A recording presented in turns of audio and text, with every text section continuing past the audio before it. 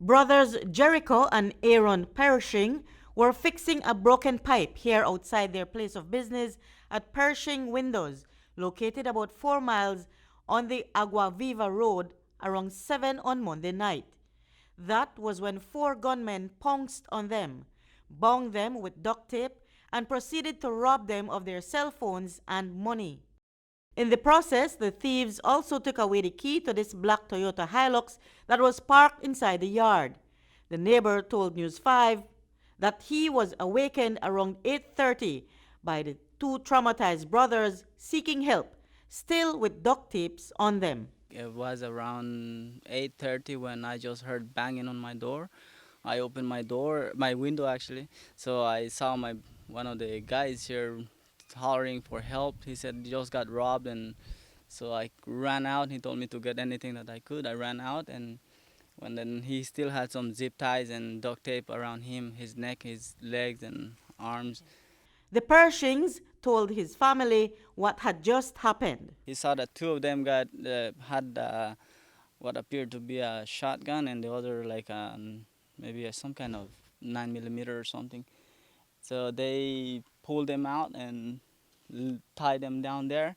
Two of them stayed there and demanded for their money and keys and phones and everything. And two of them came into the yard and they just unhitched the trailer from the truck and just drove off, the one driver with the truck. When the thief in the Hilux sped off after his comrades unhitched the truck from the trailer it was attached to, the others ran off into the darkness. Our source said that the other neighbors, having learned what had just happened, went with the Pershings in the opposite direction to seek help.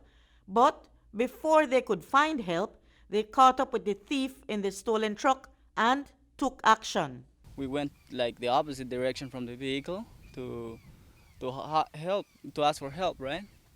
So when we were coming back, then one of the guys one of the guys that I was with, he had a 22 rifle. So at that time the vehicle had swung back, came back, and then the guy just pulled and shot at him and at the vehicle, their vehicle, right? So that guy must have dodged or something the bullets, because right like 50, like maybe 50 feet ahead, we found the vehicle crashed. This was the first time that the Pershings had been robbed, but what happened after reminded the neighbor of concerns other residents in the area had been complaining about for a while.